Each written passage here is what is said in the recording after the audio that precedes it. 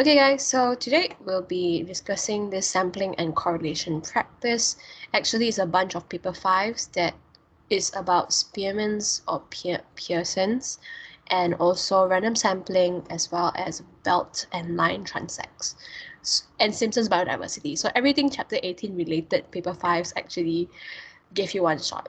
That's why this worksheet practice is a little bit long, and I'm a little bit sorry, but I'm not. Actually, eventually I gotta give you, so might as well give you one shot before you forget chapter 18 stuff. It's chapter 18, right? Not 17. Or is my brain broken? I have labeled it wrongly. Anyways, let's cut to the chase. This is the first question from summer 17, paper 51, and it's about caffeine. So they can come out random questions like this in paper 5 lah. They can give you the experiment, and then they usually tell you a lot of details if it's a new experiment, but you can do the same thing. Again, always look for the independent variable and dependent variable and try to understand the aim and the idea of the experiment, and then move on with the questions. So in this case, if you finish reading it, you realize that the independent variable is the presence of caffeine, or maybe even the concentration of caffeine. Just caffeine will do. And the dependent variable got two. There's reaction time and heart rate. So caffeine should influence reaction time and heart rate. And we see that it's caffeine content in particular that is independent variable. Even different drinks are used here. Caffeine content is the one that we are looking at. And then it tells you that it takes around 45 minutes for caffeine to kick in and fully absorb in the blood, and 4 to 5 hours for the effect to wear off. So this is actually information that you can later on use in your planning of experiment. We'll see it later. And then they say a little bit more about how they measured reaction time and measured heart rate, and also this very interesting point about test subject not knowing whether they are having a drink with caffeine or without caffeine. And the first question is why? Why can't the subject know whether they are having a drink with caffeine or without caffeine? And the idea here is because if they do know the caffeine concentration or the drink that they're having, then the test could be affected by their expectation. And subject may change behavior due to their expectation. For example, if I give you a random drink and I told you this has a lot of caffeine in it, you may expect your reaction time to be faster, and therefore try very hard to make your reaction time faster. So we don't want expectation and the subject's own behavior to affect the experiment. And that's what it's trying to say. Now, if you take psychology, I don't think any one of you do, you actually learn something called placebo effect. This is also, ta-da, I just said it, jinx, Letitia.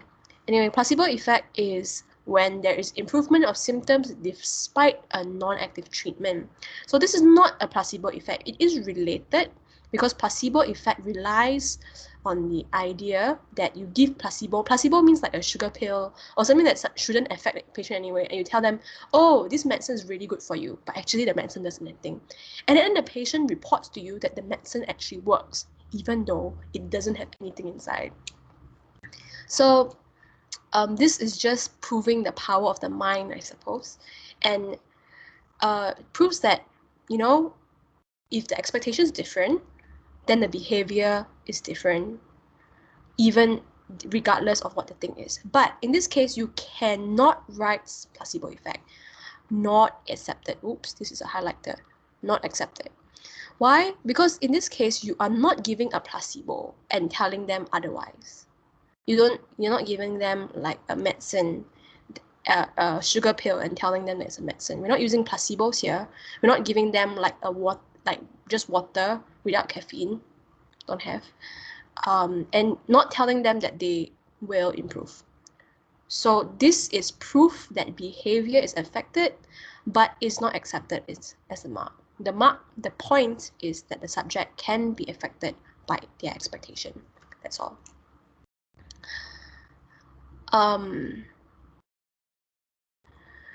So I hope that answers your question, Letitia. Moving on. State the independent variable and two dependent variables in this investigation. So independent variable, as we saw up there, should be caffeine, in particular caffeine content or caffeine concentration, or when present, because of the way this is phrased, with or without caffeine. I would go with caffeine concentration. You know what? Let me rephrase that. That is definitely more accurate. And there's two dependent variables, as the question says. One is reaction time and the other is heart rate. And you guys should nail that already. Moving on. Can describe a method which the student could test their hypothesis using one of the drinks. Okay, so there are a few special things here because we are experimenting on human beings. So things like sample size matters. Okay, not just 3 or 5, right? You need to have enough people in your experiment, and also things like consent and safety. Right, so you do need to have permission before testing. You need to make them tell you their potential health risks and allowing them to stop if they feel unwell. This is actually ethics. And if you didn't know, now you know. Anyways, even if you didn't write that, you will still be able to score full marks. This is just a special mark points based on the typical paper 5 rules. So first of all, telling them what independent variable and how you're going to change it. So there are groups with drinks and with and without caffeine. Okay, and you can say caffeine content. Hang on. So caffeine content is the one that is influencing the dependent variable, and you're measuring reaction time and heart rate. That's why caffeine here is, they are not actually looking for the effect of how many caffeine content the drink has. This is not an independent, this is just telling you the different types of drinks they are and the different caffeine content they have. The point is the hypothesis. So you must look at the hypothesis in order to find out which one's the independent variable and dependent variable. Okay, so not like random look at the table. Read everything. That's why I must understand the experiment first. Okay, anyways, coming back to here, independent variable again is the caffeine content. So tell them that there are drinks with, people have, some groups have drinks, some group without, drinks without caffeine. Maybe use a control. This is actually a control here. That's what to write. Say that use water, give them water instead of, or like maybe 0 mg of caffeine or a decaffeinated drink of some sort. And then you can talk about how to make the drinks indistinguishable. Maybe make them the same color. Like, for example, there's coffee, tea, energy, and cola. Make sure they are all like the same brown, black color that you know, for example. Okay? And you don't need to, you know, there's no set method of this. You can just tembak and you should get it. It's fine. That's quite hard, but let's move on and see what other points that we can easily get. Dependent variable. So remember the information they gave us before, right? In the front, they told us that the effects only last for 4 to 5 hours, caffeine effects. So to make sure that the experimenters control, they shouldn't have any caffeine 4 to 5 hours before. They cannot drink coffee and then come to the test. It's some sort of making sure the experiment, the dependent variable is working. And then each subject must be tested in isolation away from others. And I guess this is not very common sense to you, but it is a thing. Why? Because if you see other people reacting faster, maybe you're competitive, and then you are kanchong, and then you react faster and your heart rate raises. So we don't want any of that. We want to remove all the factors. So each subject is tested in isolation. And make sure the subject is rest, quiet during the test, after test, making sure that the environment is, you know, doesn't have any other factors that is affecting those two dependent variables. And then you can actually take measurements before giving a drink, because maybe the baseline is different for each one. Maybe my heart rate is naturally very fast, but then it becomes faster after caffeine. Okay, so to know that, you must take the measurements before giving a drink, and then give them the drink, and then wait 45 minutes, because it takes 45 minutes for it to kick in and get absorbed into the bloodstream, and then take another measurement of reaction time and heart rate. So you can say any time up to 2 hours or 120 minutes, but you can't say around or about 45 minutes. You should be saying minimum 45 minutes, because around 45 minutes could be 40 minutes, 41 minutes, and that's not long enough. So it's minimum 45 minutes. Be very clear in your writing. And this is one of the reasons why I always say, write as much as possible. If you can't think of anything, you cannot think of like, just write lah. The idea is just write as much as possible. Whatever ideas you have, just write it. There's no, you won't lose any marks. You just gain it if the mark scheme has it. All right, controlled variables, the easiest part to get marks. Usually they have 3 marks. Here they have 4. Crazy. So if you wrote 3, amazing. You will get all 3 probably. First of all, you must give the same volume of drink to all subjects. Okay. You can state a volume, or you can say can, bottle, cup. Number 10, you can say that a test subject should be all caffeine users or all non-caffeine users, to make sure that it's the effect is different now. Some people don't have any resistance towards caffeine, some people has, so that helps control the experiment as well. 11, refer to test subjects being the same age, the same mass, same weight, fitness level, ethnicity, or race. Any of one of these would have 1 mark. And the idea of standardized sex balance, so have all of them all of one sex or equal numbers of one sex, so the male-female ratio is about the same. And then last but not least, we have repeat. Obviously, you can always say repeat 3 times and take a mean, and you get 1 mark.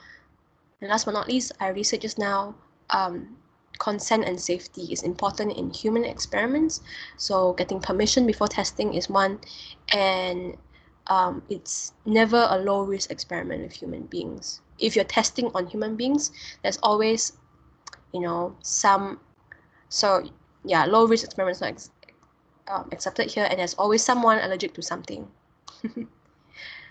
So here are the list of stuff that is actually accepted. A bit far-fetched, but they accept it. All right, so the point of me giving you this particular paper 5 is basically to say, hey, look, there's many paper 5 that can come out. They'll give you as much information as possible if you need it, especially if it's a new experiment, but the principles of paper 5 planning is the same. How do you change the independent variable? How do you change the dependent variable? Write repeat, safety, and control variables. Repeat, safety, and control variables are the easiest marks to get. And if you cannot think of anything else, just write some rubbish. Maybe it will have some marks. Who knows?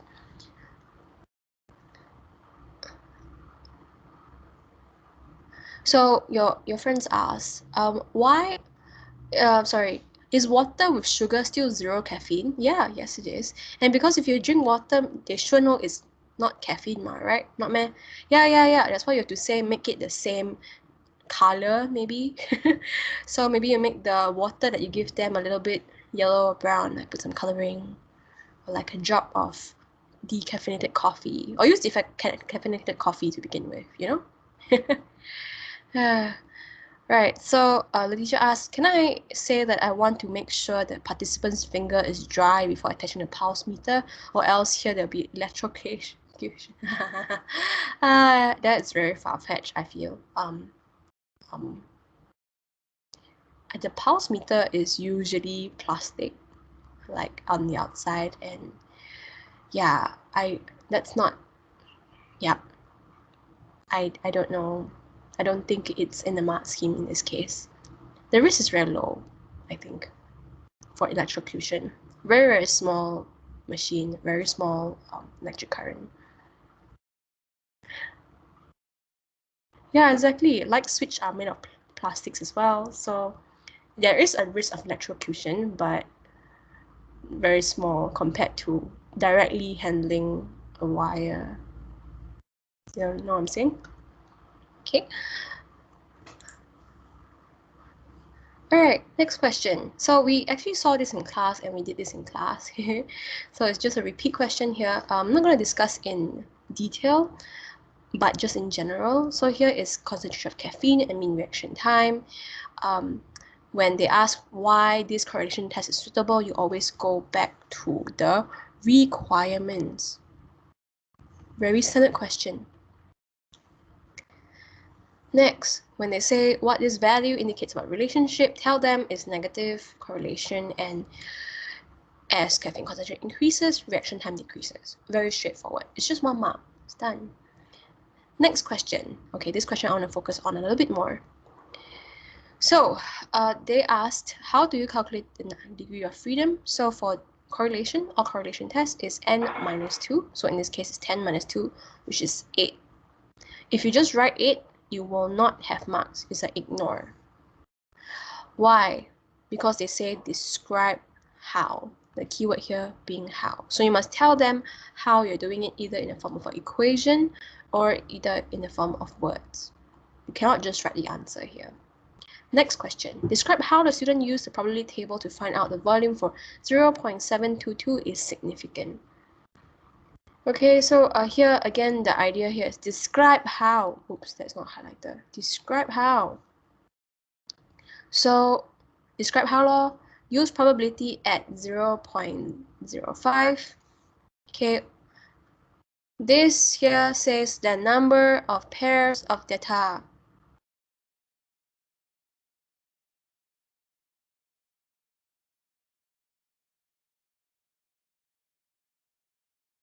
I'm pretty sure it's n minus 2, Beatrice, not n minus 1. Let's go back and check just in case. Checking. Is it here? Degree. Yeah, it's n minus 2. Don't scare me. I thought wrongly. Whew. This one is n minus 1 is for t-test, right? No. N minus 1. Okay. Let's stop. Let's do the comparison table. So in paper 5 essential guidelines, there is this comparison table between all the tests, and if you're confused, look here. There's no n minus 1, right? It's c minus 1. That's for chi-square test number of classes. T-test is n minus 1 plus n minus 1 because there are 2 sets of data. Linear, Pearson's linear and Spearman's rank is n minus 2. Okay, so let's make sure that it's clear. Make sure you memorize all of that and don't mix up ever. Okay. 吓死我. I thought I teach wrong, man. Sometimes I get confused too, so like I always double check. Anyways, so yeah, here is number of pairs of data, and this is not degree of freedom. Not degree of freedom, so use 10 because 10, you have 10 pairs of data. 10 pairs of data here. So, oops, sorry, excuse me. Right, so look at 10 pairs of data, and what you're going to do is look at the critical value of 0.576, and then compare your R value to it, and because our R value, which is 0.722, is bigger than 0.576, and that's why it is significant. Now, if you didn't even write the second line, but you wrote the third line here, you will get 2 marks for this particular line. So it's all set. Whoops. I'm just trying to transfer the values here.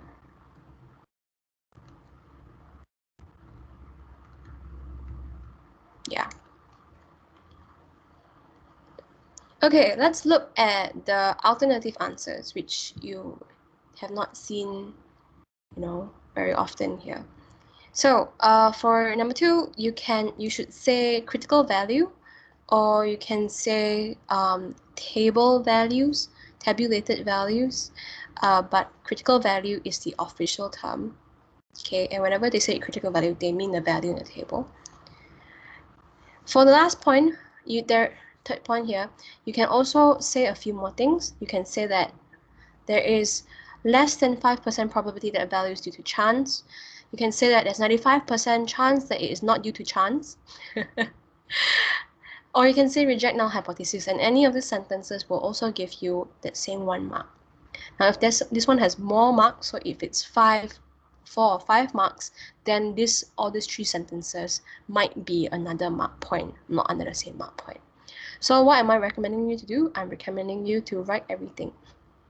You're not sure? Write more. That's all. Moving on to the next question. Suggest 2 reasons why the method used for investigation into the effect of caffeine concentration may have given results that are not reliable. Okay, so when it comes to reliability, it's always a number of subjects. So if you want to improve reliability, you have more subjects, right? Do it more times. So only 1 person was tested for each of concentration, and it's only 10 subjects. So 1 concentration only got 1 person. There's not a repeat. Or there's only 10 subjects. There's not a representative sample here. 10 subjects is very few people. Your classes have more than 10 people. Number 2, what else?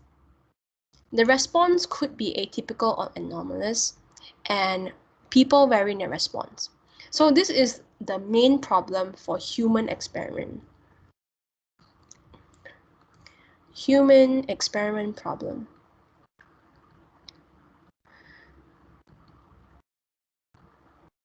It's very common. Why? Because my response to caffeine and your response to caffeine might be very different. Like if I drink coffee at 12, if I drink coffee at 6 p.m., I'm hyper until like 2 a.m. Like it lasts very long for me. My body like doesn't metabolize it very well. It just stays in my body for long periods of time. Whereas like my colleague, which also teaches bio, she can drink 3 cups of coffee a day and not feel a thing. And honestly, I'm a little bit jealous. But she cannot stay awake. Anyways, so this is a human problem. Humans vary a lot, and there's a lot of factors to be considered here. So, ta-da! That is, that's it. So these points here sound very far-fetched, right? The ones I start, especially like consent, like sample size, order effects. Sorry, not order effects. That placebo effect thing about their behavior being different. But if you see more past years that test their stuff on humans, these same mark points appear. That's why I gave you this past year. Right, last question. Effects on caffeine in the body include promotion of acetylcholine release and the inhibition of acetylcholine esterase. So more acetylcholine is released, basically, and less acetylcholine breakdown. And therefore, this promotion of release doesn't mean, it may mean faster, it also means more. So if there's more and faster release of acetylcholine and is not being broken down, this means concentration of acetylcholine remains high in synapses. So this is the reasoning and this is the result. So reaction time is faster, or muscles respond more quickly, or response is more rapid, or neurons continue to be stimulated, which is, by the way, the most like paper 4 answer ever, which is good. Actually, it's good. So yeah, that's the answer here. You need both the idea that acetylcholine concentration remains high, and what effect that brings, because it says how it could account for the results. So you need to relate those 2 things. Okay, for 1 mark. That's a hard 1 mark to get. A lot of requirements. Next question. This is question number 2 of the same past year paper. This one tells you that they are different. They are trying to look for size of individuals in a species of ground beetle common in Europe, and they have 5 different sites, and these are the temperatures. So reading this, you can find out again the independent variable and the dependent variable of this experiment. The independent variable is a temperature. There are different sites, 5 different sites, temperature. Independent variable. Size of individuals and species of ground beetle here is what you're trying to look at. So this here must be the dependent variable. Okay, later we'll see how it changes along the way. But okay, they give you the average, really the temperature. So that's in the middle, lowest and highest average temperature. And then they tell you a lot of information, which I'm not going to read with you because it's very easy. And then they ask you state 2 variables that have been standardized in the investigation. Basically, I really feel like this is a comprehension question from like English tests. They just like tell you a bunch of stuff and they ask you questions based on the information given. And I just attached a mark scheme here because honestly, you don't need me to walk you through this. You can read, you can understand English, and then you can just list what they say down. There are 6 different answers here for a 2-mark question. You'll be fine. You should score these points. Paper 5 is not that hard. Things like this make it easy. Next question. Outline how population size of beetles can be estimated. Now, beetles are a small animal, but it is mobile, okay? It can walk around. So to estimate the population size here, you can't do like quadrat. You must do mark, release, recapture technique. So you can name it mark, release, right? And you can write the formula and you can get 2 marks, or you can actually describe the method, which is the proper way of answering this question. Why? Because they say outline how. Paper 5 is all about the how, the method, the data, the analysis. And the idea is simple. Mark, release, recapture, you just huraikan, just talk about each point. So first you have to trap, you have to mark, and then you have to release, and then you have to recapture them, retrap, and then count the number of beetles recaptured. The correct formula is actually given later on. No, it wasn't given later on. You don't need the formula in order to answer this question though. If you would like to memorize it just for fun, go ahead. It would come in handy with questions like this. Next question. So the next question is this one. This one is I copy down, so I don't need to scroll back and forth for the whole time. But let's look at this question here. It says fill in the missing values for sites B and C. Very easy again. So you can see here that the site A, B, C, D, E, there's population of beetles, so total population, and then they counted large beetles and small beetles and calculate percentage of large beetles. So percentage of large beetles would be large beetles over total number of beetles times 100. So that's around 55.447. But you can see the other values. You must follow the decimal places. So the answer here is 55%. In C, we're looking at number of small beetles. So if you minus the total by the large beetles, you get your answer here. I feel like this is fairly easy. This is like maths in like Form 3 or something. State with reason whether these results support the hypothesis. The body size of individuals of ground beetles increases as environmental temperature decreases. Again, if you didn't spot the independent variable and dependent variable just now, then you can see it through this statement here. Body size here is the dependent variable, not population size, body size. And independent variable is the environmental temperature. So I copied this table down from above.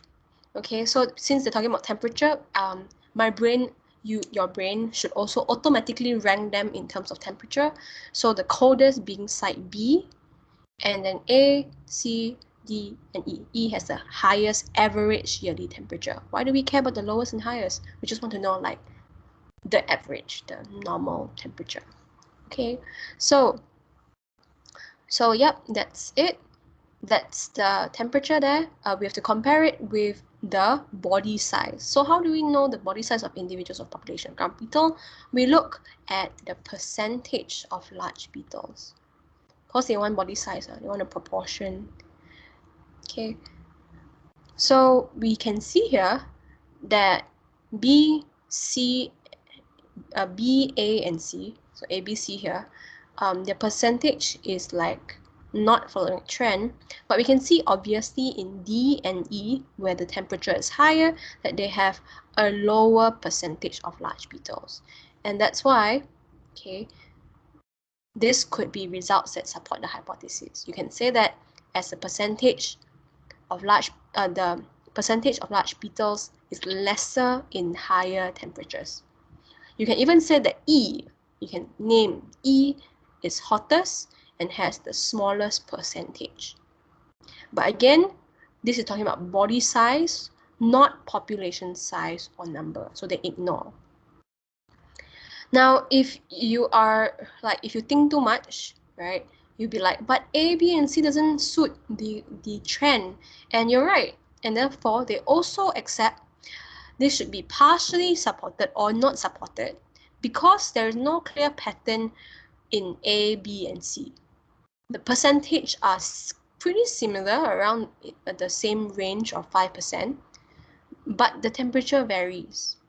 So that is also accepted. The last accepted answer is the idea that no data relating to actual body size. It's just very arbitrary, like large and small. They don't tell you like mm or whatnot. And that's kind of hard to tell because large beetles could be like anything from 1 meter to, there's no 1 meter beetle, but I'm just saying it could be 1 meter, but you don't know, right? Or it could be like 10 mm, right? What is large exactly? Things like that. So the most straightforward though is still this percentage of large beetles is less in higher temperatures. Don't think too much. Moving on. Set 2 other conclusions that can be made about the effect of temperature on the body size of beetles.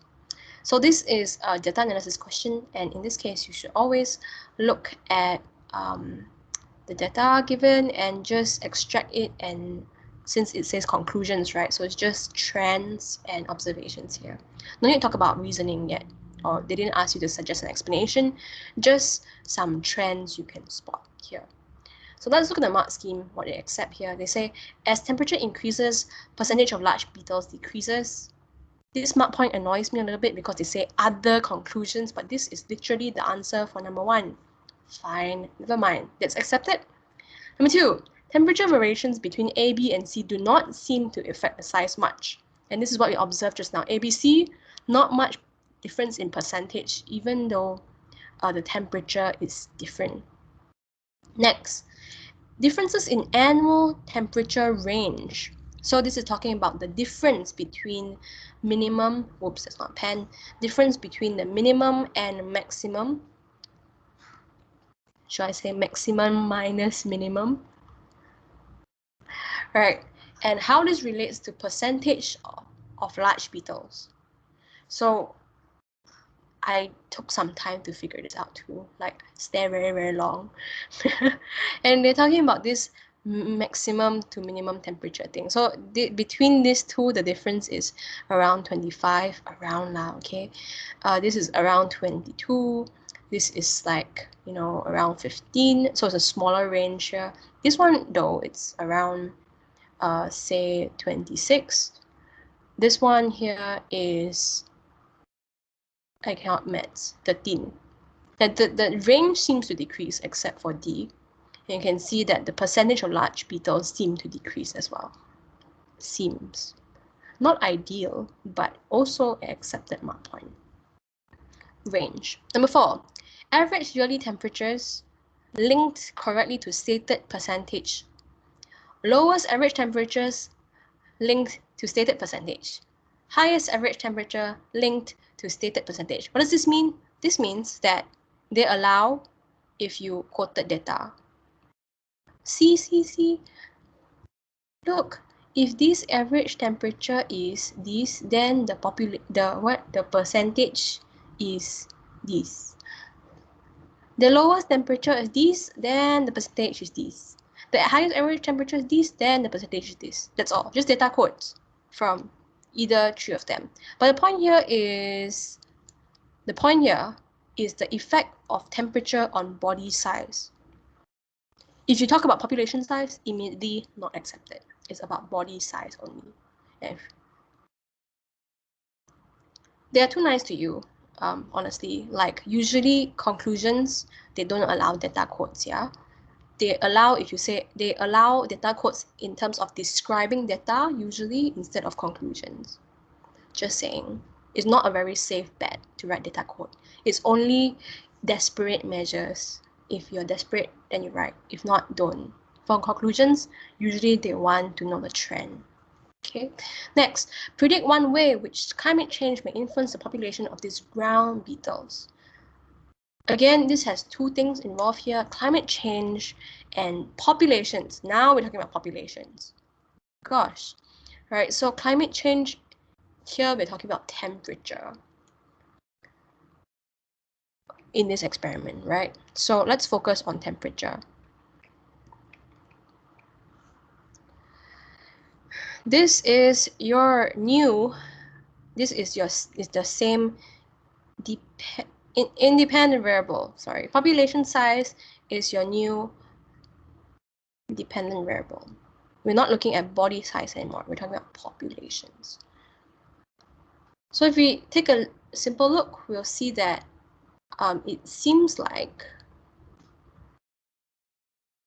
the population would, yeah, the population sort of increases with average temperature, sort of, ish. Not exactly, but it does seem to be so. So you can say that, hey, global warming rises, then you will expect a larger population, accepted. One example of climatic change, so that's global temperature, and then effect.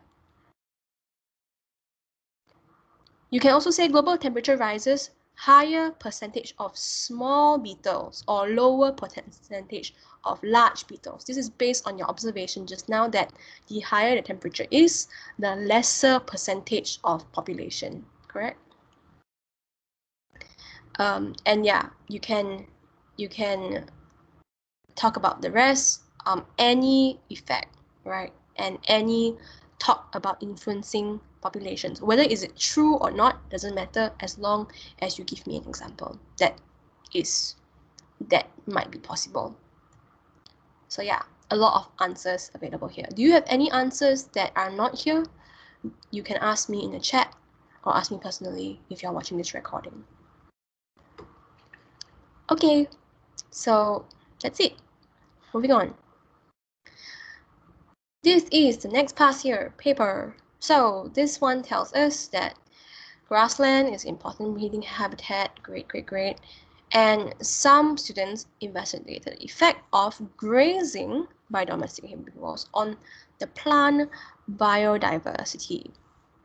One was grazed by herbivores and the other was not grazed by many years and surrounded by a fence to keep out the herbivores. Plant biodiversity here seems to be a dependent variable. Grazing seems to be the independent variable in this first part. So they say, okay, how would you, what data would you collect to calculate the Simpsons index of diversity? See, no formula given, so you have to memorize this.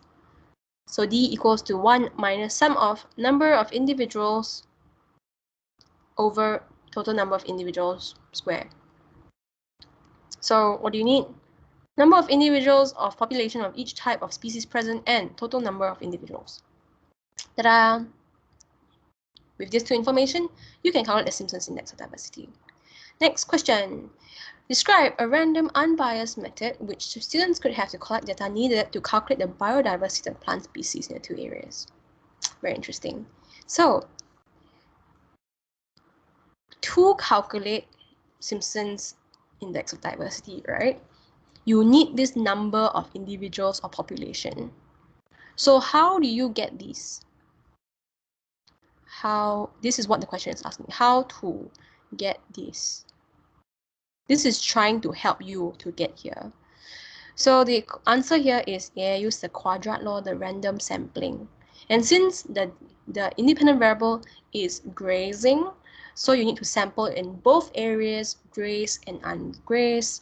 And then the rest of stuff here is in my slides, like word for word.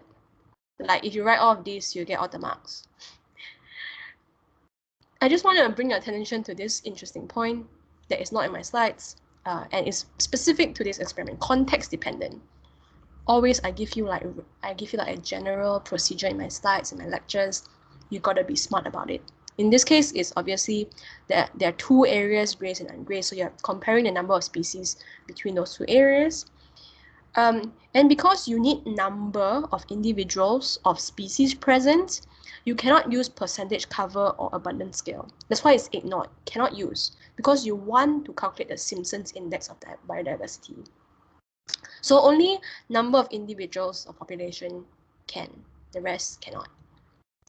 Okay, there are some control variables here, and as we always say, control variables, write minimum 3, right? You can write same size quadrat. You can name how big the quadrat is. Usually is 1 times 1 meter. Same size of plot in each area. Same number of quadrats per plot. The plot is the ungrazed or grazed area lah, basically. And then repeat. Okay, don't say repeat 3 times and find a mean. This doesn't apply to quadrats because 3 times for quadrats is too little. So you must replicate it many, many times in one area. Okay, not 3 times and mean. Sample at different times of the year or seasons to make sure you get a representative sample. Your friend asks, what is the same size plot?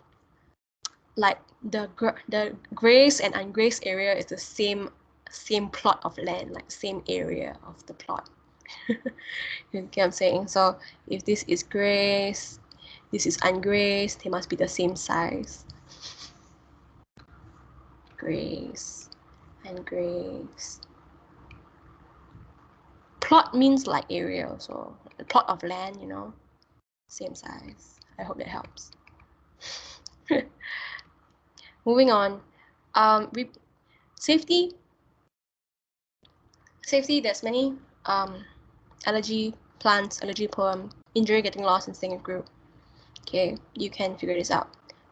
With nature, ignore low risk. When you're out there, things happen. You're not protected in a lab. Oh, also, ignore standardizing environmental factors. You can't say make sure wind speed, water content is the same. You cannot. It's in the wild environment how to standardize those things. But you can standardize your methodology. You cannot use transects as well, because this is not about finding the change of organisms over a plot of land. Later we'll see a transect example, very different. We are just trying to find like a representative number of species in this plot, not across a certain bunch of land. You know what I'm saying? Okay. Korea asks, if I put graze first and then after explaining, I say repeat for ungrazed area, can? Can. Yeah, can, no problem. So in the exam, you don't actually need to, hang on a sec. Phone ring. Who calls people nowadays? I tell you. Bye-bye. Anyways, in the paper 5, what I want to say is you don't need to write it in chronological order. As long as all your points are there, you're fine. Just make sure all your points are there. Okay, moving on to the next question. I've linked my slides, by the way, on this side. When you revise, it will be useful. We're trying to do as many different paper 5s as possible, if you haven't realized yet. Okay, next question. Effect of grazing effect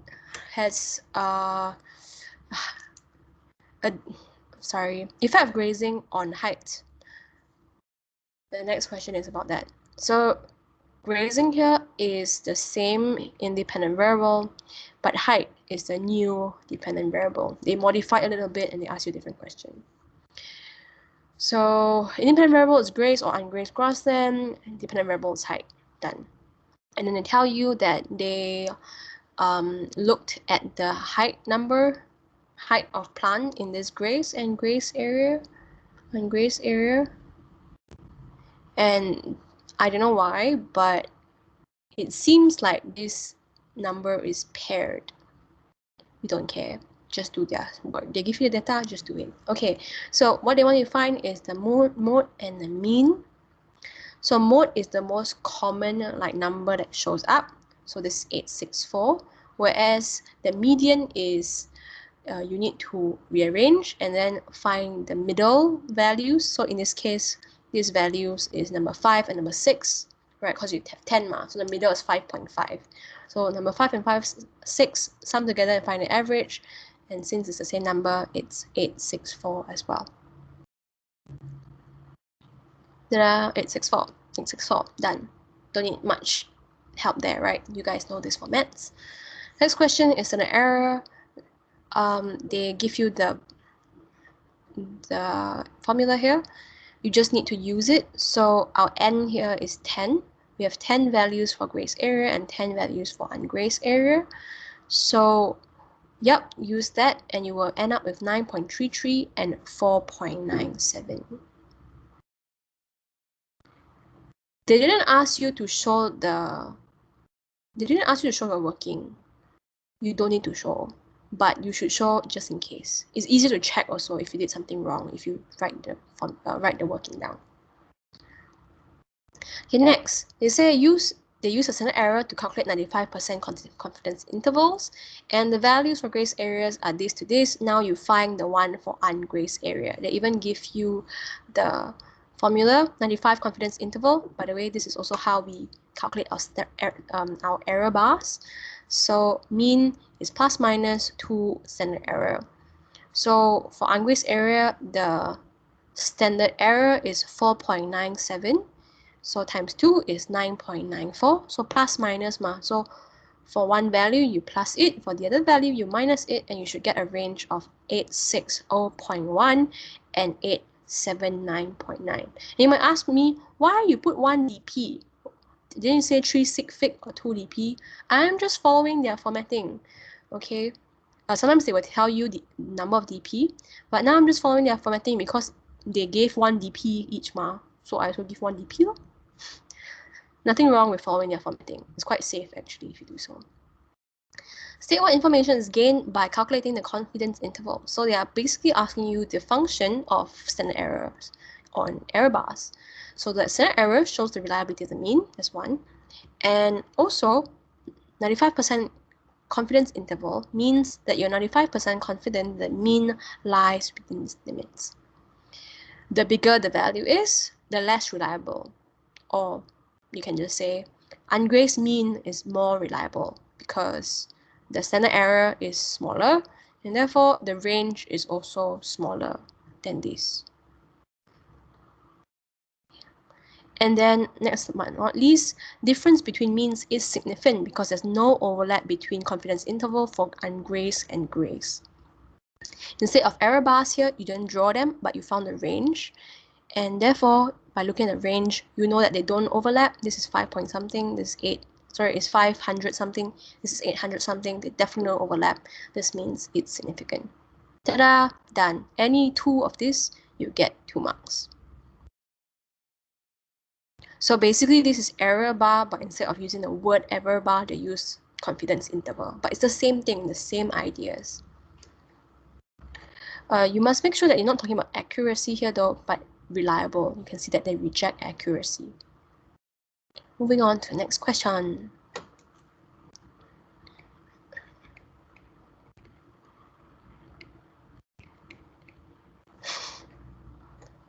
Next question gives you the formula for mark release recapture method and asks you state 2 precautions the student should have taken to ensure results they obtain were valid.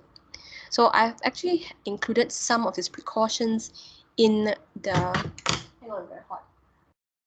In the slides already. So you can look at them, but here are some precautions straight away from the mark scheme. Number 1, make sure that there's long enough time interval to mix. but not too long so that migration occurs. So maybe a day or two. Marking technique must not be toxic. It must not increase or decrease the chances of survival. It shouldn't make the insect or animal more susceptible to predators. Okay, if you have the idea in your sentence that like this, you would already score a mark. And last but not least, marking technique must not fall off, rubbed off, or be washed off an animal. Obviously, you want the marking to stay. Any two of these, you should be fine. Oh, and last, but this is the most important, you should have a sample from a large area to be more, to have a more reliable representation of the population in the area. But yeah, that's the two precautions. I think it's quite okay, quite theoretical because you have learned all of these stuff. Moving on to next one. Population of the invertebrate feeds on seeds. Okay. Was estimated in both grazed and ungrazed areas. Okay, so this is invertebrate. It's not plants anymore, if you realize. This one is height. I forgot to talk about the dependent variable and independent variable. This one is about invertebrate animal. This is the new dependent variable. Okay. Anyways, they said, okay, the invertebrate feeds on seeds. Why would there be, which area would there be a greatest population? And you would say ungrazed because common sense. And the reason is maybe there are more seeds to eat there because there are more plants, or there are larger plants, so there are taller plants, so more protection from predators, more places to hide. And that is it for this paper. Any questions so far? Am I going too fast? It is almost 4 o'clock. You can take a break while listening. Let me see how much more do we have to go. Oh, just one more paper. We are okay. One more question. We're almost done. So this paper is different, I think. 1651.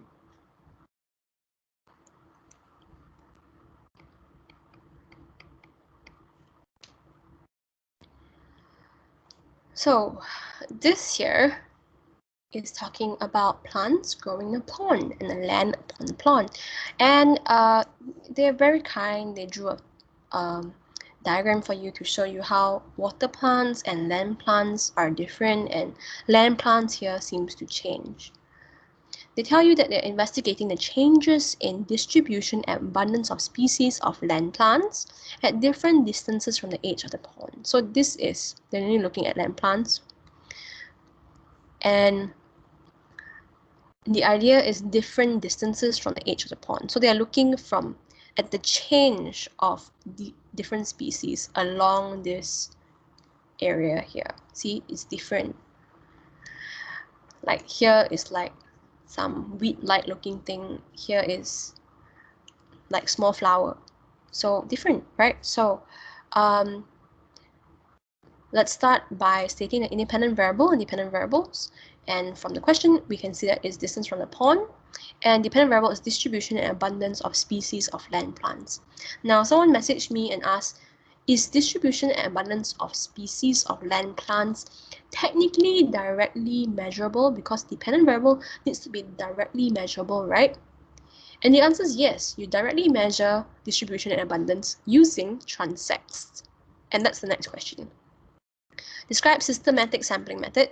Systematic sampling, so not random quadrat, that the student could use to find out the distribution and abundance of plant species as it changes from the distance of the edge of the pond.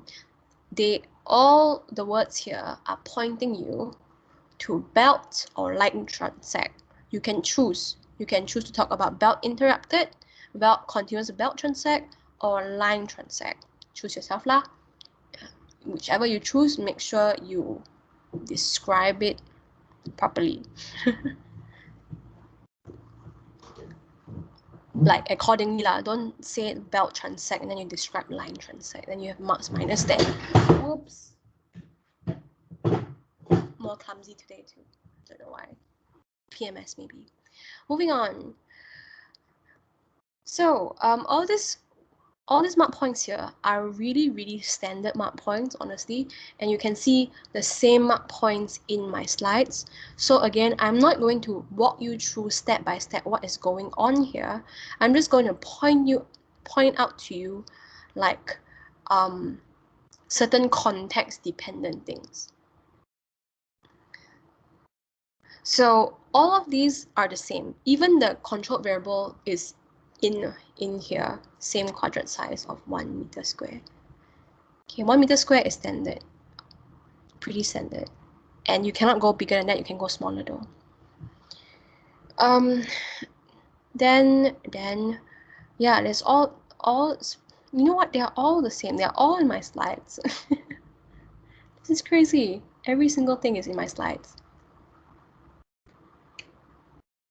There's no context dependent one here. Okay, I guess there is one. So the context dependent thing is that it could be the seashore or the pond or whatever. So make sure you're writing to refer to the actual environment. So for example, you don't tell me repeat the experiment at different start point around the sea. Make sure you write around the pond. I guess that's the only sort of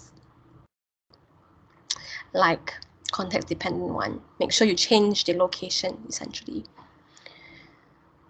There are also some points here that are not in my slides. For example, this one, care not to miss low-growing species. And this is sort of just an extra mark point there. I didn't think it was that important to include in my slides. But yeah, of course, don't miss plants. They are important too. You can see the reject answers around this. Let me show you and ignore. Let's look at that. You really need to spell quadrat right. They ignore quadrant and quadrant. You cannot say square. You must say quadrat. Frame quadrat. Please write this right. Okay, this is the same across paper 4 and paper 5. If you wrote belt transect, then you must write about belt transect. If you write line transect, then you must describe line transect. This is systematic sampling, so you are sampling along a line or along a belt. You are not looking at random numbers or random placing. You're not generating random coordinates. So you must make sure you do not write that as well. And that's it, I think. Yeah, that's it. The rest are pretty standard. Any questions? Any questions? Any different things? Okay, I think we're done here. Moving on to the next question. We did see this table in class, but then the question is slightly different. So I'm just going to erase this. So we did look at this table. So if you calculate it right, it should be 913, and the RS should be negative 0.921. This we calculated in class already. You should be fine. They're very nice here. They even made it step by step for you so that you can calculate it better. And then they say state what it shows about relationship, and it's quite standard. There is a negative correlation. As soil water increases, number of species decreases. Easy. Next question, they change the question a little bit. Okay, just now, again, I forgot to pull out the independent variable, dependent variable thing. So let's do it now. Based on the question and based on the table here, you can see that water content and number of species are being compared. Now, water content here is the independent variable, and number of species here is the dependent variable. If you read it, it's the same idea. Okay, they do talk about distance, but they are saying that the distance, the water content changes as the distance changes, but that's not the main point. The main point is these two things. Right, then they talk about water content already. Then later on in C1, you can see them change the independent variable slightly. Now they're talking about soil air content. of number of different plant species. So basically they maintain the same dependent variable, but the independent variable has changed here to soil air content instead of soil water content. And therefore the RS value here is positive 0.86, which is what they calculated, not what you calculated. And then they show you a Spearman's rank probability table. Now here they have the number of pairs. This is not degree of freedom. So since there are 10 in the table, therefore we look at 10. So even if you circle it, they will see as evidence that you use it for 10 pairs of data, but it's better if you explain it and say that, oh, I used the probability table for 10 pairs of data at a significance level of 5%, and we look at the critical value and see whether the RS value is bigger. And indeed, the RS value is bigger, not only the critical level of this at 5%, but also the critical value at 1%. So you can see here this sentence here, RS value is greater than the critical values at 5% and 1%. So yeah, that is it. So yeah, the rest is just alternative ways of saying the same thing. If you said the wrong number of pairs in the first place, they do have error carry forward. So for paper 5, if there's calculation and it links to the next question, usually there'll be error carry forward lah. Don't worry. Next question, and the last question. Last question is talking about soil air content again, and number of different plant species. But then in this case, they're not talking about correlation. They're saying it caused the difference of number of plant species. And this is a common question actually. And this is a common question because they want you to know that correlation does not equal causation.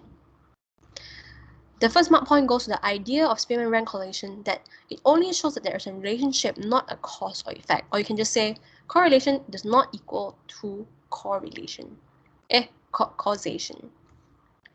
And then next you can actually say that, well, the sampling transect may not be representative of the whole area.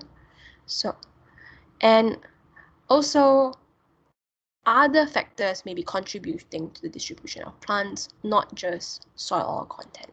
But you must name the biotic or abiotic factor, for example, minerals, ion, salt, soil organisms, pathogens, soil pH, light. Okay, all of these, just write one. Don't need to write all. There are a few things that are ignored here, which are quite interesting. Ignore reference to not due to chance, because obviously from the previous question, it is significant. It is a significant relationship, just that the correlation does not equal to causation. All right, next, ignore is do more samples or not enough replicates were taken. This is not answering the question directly. This is instruction, method of improvement, but you're not saying why it's not valid. You cannot also say, you cannot say other factors influence the data and leave it right there. You must name it, or must say, must qualify it. What do you mean qualify? Like justify, have an example and talk about it a little more. So this is why I always tell you, write more, don't worry about it. You won't lose anything. And in fact, in cases like this, you might gain them up. And that's about it. That's about it here. Any questions? Any more questions? Am I too fast? Am I too slow? It's only 4:09. I discussed this in 10 minutes. Man, I am a little bit fast. Why didn't you guys say anything? Are you guys asleep? Okay, I want to talk about one more thing before I end. One more thing. Scroll. Where is it? Where?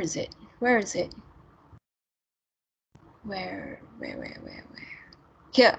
Okay, so for this particular past year paper, if you look at the mark scheme, which I will send, is very confusing because, right, it accepts n minus 2, it accepts n, it accepts n minus 1, which is not correct. Like Beatrice was saying n minus 1. It's not correct. Only n minus 2 is correct. Even though if they accept, just ignore them. Okay, and then for this question, the mark scheme is wrong. The mark scheme said, oh, look at number 8. But it's the pairs of data, it's not the degree of freedom. It should be 10. So let's correct that. Let's make sure that it's correct. Okay, let's ignore the mark scheme in this case. They do correct the mark. They do, what year is this again? 2017 or something. It's ridiculous. Anyways, follow me, don't follow the mark scheme, okay? Believe me, some past years are correct. So we follow those past years instead. Like the question at the end when we talked about the Spearman's rank correlation, that mark scheme is correct. So the mark scheme actually said 10, not 8. So see, I don't know why, but CIE has made mistakes also. CIE also made of human beings. So yeah, don't get confused by that. Follow this idea that degree of freedom is n minus 2 for correlation. Okay, but if the table says number of pairs, make sure you use the number of pairs, not the degree of freedom. Okay, I finished talking. That's the only disclaimer I wanted to say. Everything else should be fine. I will send this to you guys. Okay, so we are done with this paper.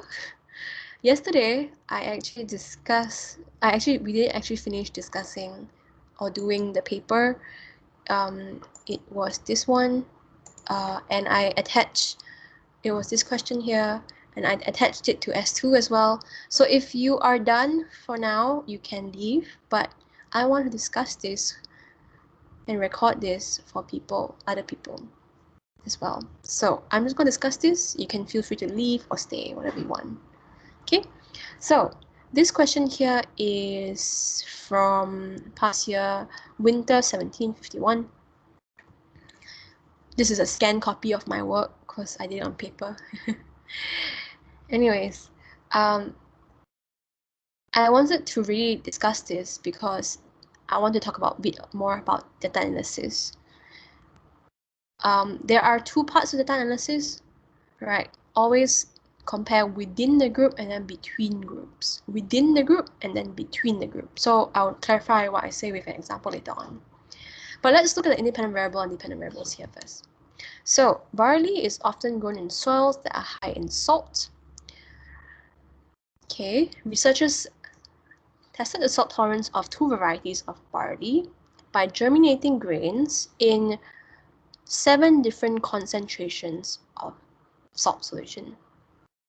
So it's quite interesting here because they're not looking only at concentrations of salt solution and how that would affect germination, but also 2 different varieties of barley. This means there is 2 different independent variables. One is variety, one is concentration of salt solution.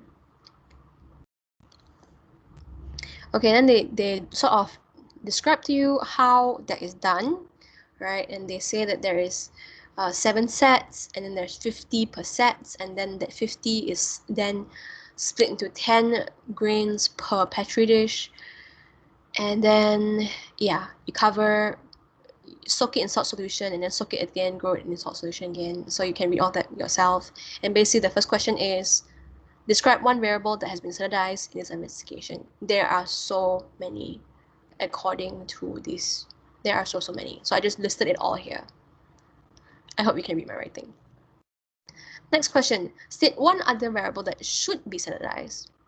This is has been standardized. This is should be standardized. So what did they not tell you that you think should be standardized? So volume of salt solution should be 1, age of grain, okay, pH, like exposure, all of these you can think of your own. You just need one of any of these. Very easy. The hard part comes in the next question. The next question, we are looking at this table right here. There's the concentration of salt solution, which is an independent variable. And then there is the mean percentage of grains that are germinated each day. This is percentage. Okay, so when they say 93.8, this is percentage of grains that germinated a day. So almost everything germinated. Okay, so you must read the headings correctly. And then there's also another independent variable here, x and y. So there are two varieties. So first of all, you circle two results that may be anomalous. So here and here, I think that's quite easy. And they ask you to state a statistical test that could be used to find out a correlation. So since it's correlation, you only have two to choose from, Spearman's or Pearson's. So in this case, you can see that there's decimal points, and therefore this means that it is a continuous data that's being collected, and therefore use Pearson's. Correlation and continuous data, Pearson's linear correlation, data is continuous. Done. Moving on, let's analyze some data. Use the data from table 2.1 to state three conclusions that are valid to both varieties X and Y. So there are three conclusions. They want three conclusions, and they want it to be valid to both varieties. So what does it mean by both varieties? This means that they want trends. They don't want to compare between X and Y. They don't want to know the differences. They want to know the similarities. And you can look for similarities within the same group, not comparing between the groups. So let's compare within X. So you can see within X that within X at day 1, this mean percent of grains percentage would decrease as concentration increases. That is your first observation. Then you look at all the other groups within itself. So day 5, X within itself, same trend. Day 1, Y within itself. Again, decreasing trend. Day 5, Y within itself. Again, it's a decreasing trend as concentration increases. So that should be the first mark point here. Number 1, sorry, I think it's here, percentage germination decreases as salt concentration increases. All right, again, we need to look for more. So let's, just now we did within itself, right? But we haven't looked at day 1X and day 5X and compared them. It's still the same group, it's still X, right? So we can see here that this value and this value, right? If you compare these two values, this value here is higher. This value here at 5 is higher than 1. And of course it will. At this point, 93% has germinated. And then maybe within that 5 days, a few more percent germinate. So it's higher. And is this the same for everything? Yes, it is. Day 5 is always higher in value than this one. Y here is always higher in value than day 1Y. And therefore, that is your second conclusion. More grains germinated after 5 days. Okay. I think I repeated this point here by accident. Must be sleepy. Just ignore that. Erase, erase, erase. And that is one conclusion you can write as well. Now there's also a general trend you can write as you compare within a group. You can see that the germination is actually quite quick. Again, this is percentage of grains, which means that there is it's percentage. So 93.8% means almost all. So three conclusions, approx 90% or most grains are germinated during the first day. That is the conclusion right there. And we're done. Moving on to the next question, which is our last question here. Oh, second last question. The researchers conclude that variety X could be better suited than variety Y to grow in the salty soil. Say the evidence that supports the conclusion that X is better suited than variety Y to grow in salty soil. Hi, welcome back. So, how does it show that X is better suited? So now you're comparing X to Y. It's comparing between the groups. So now you can compare between X and Y, and you can see that X always has a higher percentage than Y at day 1, always has a higher percentage at day Y. So higher than Y either way. So therefore, germination is you can say that germination of barley is high in X and Y, and therefore this is evidence that X is better suited to grow in salty soil. And then the next question says, okay, how do you carry out further investigations to grow in salty soils? Remember, we have actually just done the experiment in water, salt solution, and concentration, but this is salty soil. What was that just now? Salty water solutions. Where is that sentence? Solution. Different. So what do you want to do? You want to measure germination in salty soil. Measure growth in salty soil. Yield in salty soil. Or you can go with this kind of far-fetched way and say, oh, we do a belt transect across an area from low to high concentration. Then we measure. But very difficult. Just do this salty soil thing, cannot. And all this for 1 mark, forget it. Just write one of these. And yep, that is the idea here. Soil is a must-have word, not water, not solution. And yeah, that's it for the discussion. Does anyone has any more question? Do you have any questions? The one above here, I'll print for you and we'll discuss in class for S2s. For S1s, this has already been discussed. Okay, I'm done. I'm going to stop recording now.